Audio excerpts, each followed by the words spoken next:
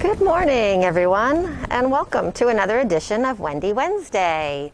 Today is Wednesday, December 23rd, and I am joined in studio by our medical director, Dr. Zachary Palace. Welcome, Dr. Palace. Good morning. Thank you, Wendy. Good morning. Great to have you here. This has been quite a week for all of us, and especially for Dr. Palace. Hopefully you'll get some rest and relaxation a little bit this weekend, right?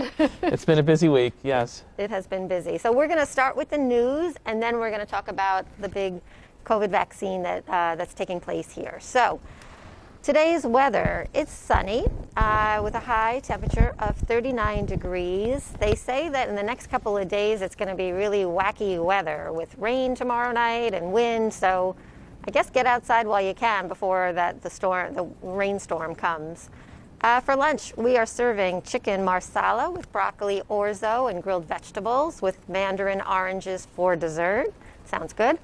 And for dinner, we are serving cream of spinach soup with an eggplant ball and marinara sauce and penne alla vodka, which I absolutely love that, and strawberry applesauce for dessert. So we hope you enjoy your meals.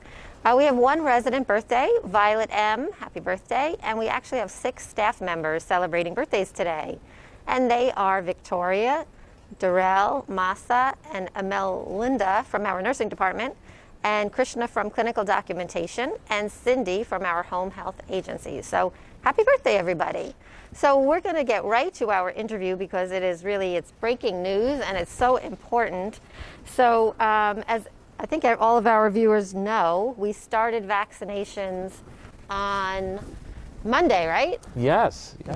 So this is our day 3 of vaccination. So before we get to the vaccine, I do want to just ask, tell us if you can briefly, how did you get into medicine? Did you always want to be a doctor, or did that light bulb go off later in life? Well, I think I was always very interested in science and in health. And I actually didn't have any doctors in the family, but it was just, it's a question people always ask me, but it was something that just always interested me and my sister. And I'm one of 2 children, and both my sister and I both went into medicine. And what kind of doctor is your sister? My sister's an endocrinologist. Okay. And so she really focuses more on diabetes, thyroid, which are a lot of issues that we see here in geriatrics as well. And going through medical school, I just always enjoyed working with the elderly and interacting with the elderly, and it was just an area of particular interest, and I really felt that the population, seniors in general, just managing their medications, that it's a very challenging and exciting field of medicine. Yeah, and with the population aging, it's actually more important now than ever before, right? With the silver tsunami and the baby boomers aging. Yeah, absolutely. And actually at the time that I was in medical school and doing my residency, they were predicting how, within the next 20 years, the baby boomers would start turning 65 and how there would be this huge wave coming. And it just seemed like a really interesting field. And it's so much more than just internal medicine. A lot of doctors who practice internal medicine feel like they do geriatrics, but geriatric medicine is really its own discipline. And as geriatricians, our training is really focused in on not just looking at the medications that people take, but at the whole picture. And sometimes, like for example, a lot of what we do is finding that we can treat people by actually removing medications, that in many cases people are on too many meds, right. And looking specifically for drug-drug interactions that many internists may not necessarily look for. Right. So we had a major, mega press conference today on Monday. Do we want to show the video clip, Catherine? So for those viewers who did not see it, we thought we would just share that with you because it was such an exciting moment in the history, really, of the Hebrew home. Welcome you all here today. Today is a very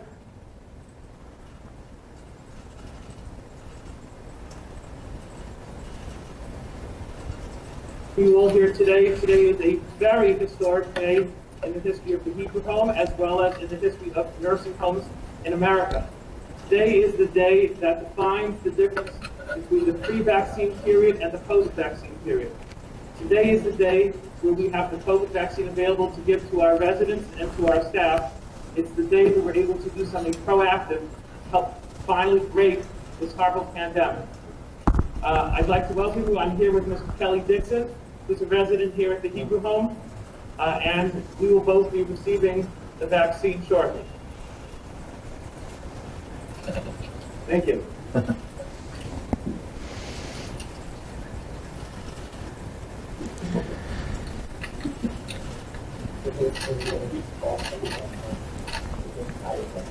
And we hear the clicking of the cameras. There was so many media here to capture this moment.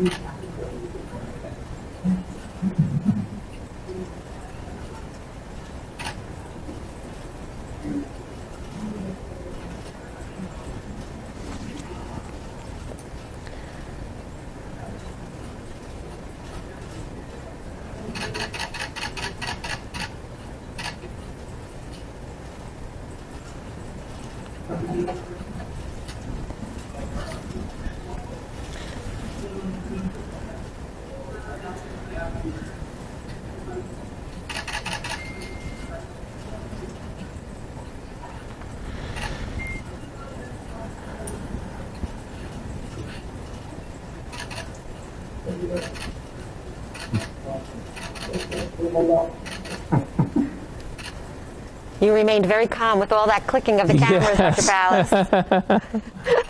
I can only imagine what that facial expression was under the mask when that was all happening, you know? It was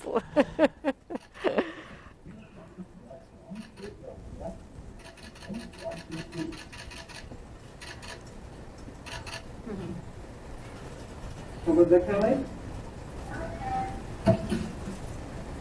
And there you go. And the crowd breaks out into applause. Yes. It was quite a moment. So tell us what was going through your mind at that moment, since it was so historic. So, I mean, for me personally, I was feeling all choked up and very, very emotional about it. I've literally been following the news about the development of the vaccine, you know, almost since the beginning of when the pandemic began, and you know, reading about it and looking at the early phase 2 trials and then going into phase 3 and thinking like, oh my gosh, phase 3 trials take about 6 months. That means we're at least 6 months out until a vaccine comes. And just literally like the last few weeks, just counting the days until it would get approved and waiting, you know, once Pfizer submitted it to the FDA and then for the FDA to review it, it took another 3 weeks, literally like counting the days. So I was very, very excited that it got approved and very eager to get it. And you know, at that moment, I was just so many emotions were going through my head. You know, like wow, like it's really here. Like I'm really getting the vaccine, and it's so important. It's so important for people to take the vaccine. And you know, one of the things that I tell people as a geriatrician, we try to prevent disease because it's so much easier to prevent disease than to have to treat disease. And you have a vaccine that can help prevent such a horrible disease. You know, it's so important that people take it. So yeah, so especially for our residents, right, and our staff. I mean, they're on the front lines, and probably, you know, and the older adults are being so vulnerable. It's probably you know, even more important for our community to get them, you know, while they're here today and to Sure. get that vaccine. Sure. So they've been here since Monday, and today's the last day that they'll be here. They'll be back in 3 weeks. And it was really, I mean, it was a meaningful day. It was a historic day, and I'm so glad that the media covered it the way they did, Right. because it's so important. Right. And that's why I felt it was important that that I should be receiving it where residents can see it and where other people can Right. see it, because it's an important message. So what do you think happens now? Now that we have the vaccine, now the world is starting to distribute it. How will things change, do you think, for everyone? So I certainly think initially for the next few months the changes will be very gradual, because you really need to have a critical mass of people who vaccinate and who have immunity before you really start to see the numbers going down. But based on what they've been doing in terms of strategizing and focusing on nursing homes and focusing after nursing homes, the next step will be just elderly individuals over age 75, that they are obviously the most vulnerable. And I think it's so important that they're going to be the ones receiving it first, and our nursing homes residents and staff who are receiving it. So I think the changes initially will be subtle, but I think over the course of the next few months we'll see significant improvement. So Yeah. we got the Pfizer vaccine. Do you know the difference between the Pfizer, and the Moderna and the upcoming J&J in terms of what's in the vaccine? So in essence, the Pfizer vaccine and the Moderna vaccine are both very similar, just different manufacturers. And actually, the fact that their efficacy rates are so similar speak to that. Okay. That both have efficacy rates around 94.5%. The Johnson & Johnson vaccine is designed differently. It's designed more like the conventional, like the flu vaccine is designed. So it's a one-shot, it's a one-dose vaccination. It's not a two-dose vaccination like the Pfizer and the Moderna is. We don't know what those results look like. Johnson & Johnson will be submitting those results to the FDA sometime mid-January. And when they come, they're going to be back in 21 days to do the second dose, yes? Yes. For our residents. And I had asked you this question yesterday. The second dose, you said, is exactly the same as the first in terms of what's in what you're getting injected, right? Correct, yeah. It's exactly the same, and basically, after this dose, over the course of the next 2 weeks or so, we start to produce antibodies, and then when we get the second dose, that's sort of a booster effect, so that our body is reintroduced to the same protein again, and it results in a higher amount of antibodies being formed. And so, what is the implication then for opening our campus doors? Do you have any sense as to when that will be? So that's largely going to be driven by the Department of Health, and I think the critical factors that will help the Department of Health make that determination is what the incidence and the prevalence of COVID-19 looks like in, say, 6 weeks from now, which would be a few weeks after people have gotten both doses. And I think in about 6 to 8 weeks from now, early to mid-February, if based on what those results look like, if there are much fewer cases in the elderly and much fewer cases in nursing homes, I think that would be the point where the Department of Health would reevaluate the situation and might make things a little bit more lenient. But again, it's entirely up to them. Right. And Yeah. I think close to 100% of our residents, I think, are signed up to get the vaccine, right? Many are, yes, close to that. Yeah. That's great. That is terrific. And it's important to stay vigilant, right? Masks, washing hands. We don't want to let our guard down, right? Absolutely. Because what's a very important point to keep in mind is that the vaccine has been shown 95% efficacy to reduce developing COVID, but it still isn't proven whether or not one could still be carrying it and infect somebody else. So therefore, it's very important to continue to mask, to continue social distancing, continue with hand washing, everything we're doing, all these good protocols that we have in place to prevent the spread of infection. And in fact, when you're preventing one infection, you're preventing many infections by these practices. And for example, right now we're seeing many fewer cases of flu than we normally would for late December. Right, and probably colds too, because everyone is washing their hands so much. Yes. Mm-hmm. Right, wow. Well, it's been really an incredible week, and our thank you to you for your leadership and your guidance and just your reassurance that, as we've all been, battling such a challenging time. So you have our deepest gratitude. You're welcome.